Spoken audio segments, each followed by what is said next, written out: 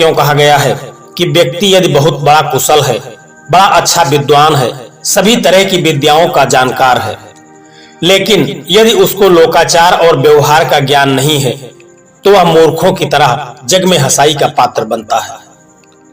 दोस्तों, आज का जो प्रसंग है बड़ा ही महत्वपूर्ण है और बड़ा ही ज्ञानवर्धक होने वाला है। मेरा आपसे निवेदन है कि इस कहानी को पूरा सुनना। इस कहानी को सुनने से आपको बहुत अच्छा ज्ञान भी मिलने वाला है। दोस्तों, कहानी में आपको बड़ा ही आनंद आएगा, इसलिए मेरा निवेदन है कि वीडियो के अंत तक साथ बने रहना। दोस्तों, आइए कहानी को शुरू करते हैं, क्योंकि आपका वक्त बड़ा ही कीमती है। मैं आपके वक्त को जरा भी बर्बाद नहीं करना चाहता हूं। दोस्तों, किसी नगर में 4 पंडित बड़ी ही मित्रता पूर्वक रहते थे। एक दिन आपस में उनकी राय हुई कि हमें विद्याध्ययन करके धन का संचय करना चाहिए, जिससे समाज में हमारी उन्नति हो और चारों तरफ हमारा सम्मान हो। ऐसा विचार करके और यही निश्चय करके चारों विद्या के अध्ययन करने के लिए निकल पड़े।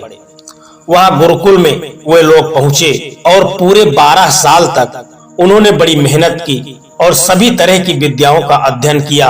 वेद शास्त्र और जितनी भी विद्याएं थी उनमें सभी वे पारंगत हो गए। इसलिए उन्होंने घर लौटने का निश्चय किया और अपने गुरु के पास गए और गुरु से पूछा कि गुरुजी, अब हमने सभी प्रकार की विद्याओं का अध्ययन कर लिया है, हमें सभी तरह की विद्या का ज्ञान हो गया है, तो इसलिए हम अपने घर को जाना चाहते हैं। गुरु ने कहा कि ठीक है, हम तुमको घर जाने की आज्ञा देते हैं। अब तुम सभी तरह की विद्याओं में पारंगत हो गए हो, इसलिए तुम अपने घर को वापस जा सकते हो। गुरु की बात सुनकर वे चारों पंडित जो उस गुरु के शिष्य थे वे बड़े संतुष्ट हुए और गुरु की आज्ञा के अनुसार वे चारों पंडित अपने घर की तरफ अपने पोथी और पत्रों को लेकर के निकल पड़े। चलते चलते वे बहुत दूर जाने के बाद उन्हें 2 रास्ते दिखाई दिए। अब उनकी समझ में यह नहीं आ रहा था कि वे लोग किस रास्ते से जाएं। जब वे लोग काफी देर तक यह निर्णय न कर सके तो वे वहीं पर बैठ गए। तभी कुछ समय के बाद उन्होंने देखा कि एक अर्थी को उठा करके कुछ लोग शमशान की ओर जा रहे हैं। उनमें से एक ब्राह्मण को एक बात याद आ गई। उसने तुरंत ही अपनी पोथी को निकाला और उसमें देखा कि महाजन जिस रास्ते पर जाते हैं वही सही मार्ग है। यह कहकर सभी ब्राह्मण महाजनों के साथ शमशान की ओर चले गए। उन्होंने शमशान के पास एक गधे को देखा। दूसरे ने पोथी निकाली और देखा कि उसमें लिखा हुआ था, उत्सव, दुख और भुखमरी, दुश्मन की लड़ाई, राजद्वार और शमशान में जो साथ देता है वही असली मित्र होता है। इसलिए यह गधा हमें तो शमशान में मिला है, इसलिए यह हमारा असली मित्र है। इस पर उसमें कोई तो उससे गले मिलने लगा और कोई उसके पैर धोने लगा, कोई उससे बड़ी मोहब्बत करने लगा।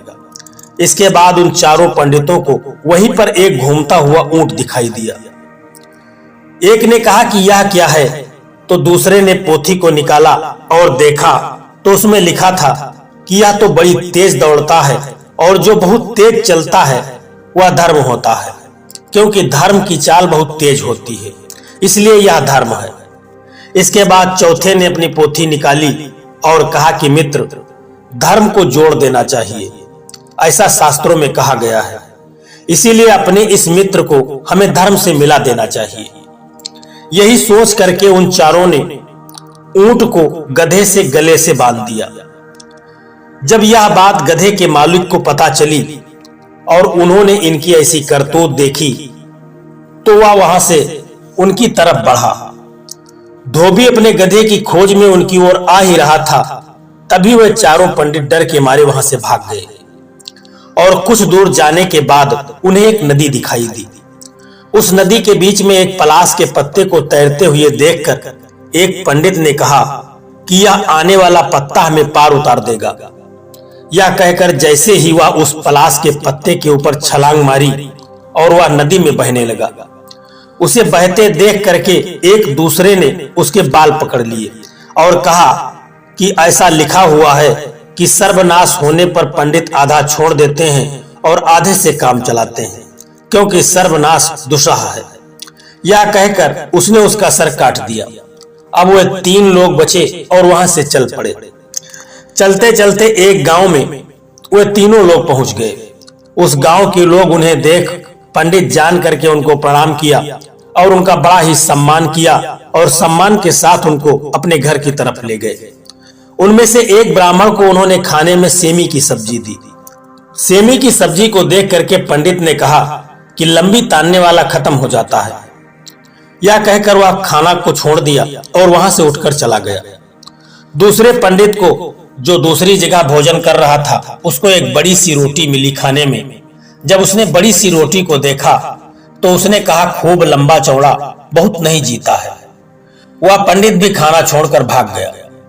और अब तीसरे पंडित को खाने में बड़े मिले, दही के बड़े, जिसे देखकर उसने भी कहा कि छिद्रों में बड़े अनर्थ होते हैं, इसलिए मुझे यह खाना नहीं खाना चाहिए।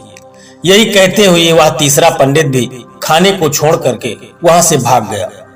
दोस्तों, इस तरह से वे 3 भूखे प्यासे पंडित लोगों की हंसी का पात्र बनते हुए अपने देश की ओर लौट गए। दोस्तों, ऐसा कहा गया है कि सभी शास्त्रों में कुशल होने पर भी यदि व्यक्ति को लोकाचार व्यवहार का ज्ञान नहीं है तो वह मूर्ख पंडितों की तरह सबकी हंसी का पात्र बनता है। दोस्तों, इसलिए व्यक्ति को विद्या अध्ययन करने के साथ साथ व्यवहार और लोकाचार का भी उसे ज्ञान होना चाहिए, क्योंकि व्यक्ति समाज में जीता है और समाज के सभी तरह के उसको ज्ञान होने चाहिए, तभी वह समाज में सही से अपनी विद्याओं का प्रयोग कर पाता है। दोस्तों, यह कहानी आपको कैसी लगी है एक कमेंट करके जरूर बताना, और वीडियो यदि आपको अच्छी लगी है तो वीडियो को एक लाइक करके और चैनल को सब्सक्राइब करने की भी कृपा कर देना। जय श्री कृष्णा, राधे राधे।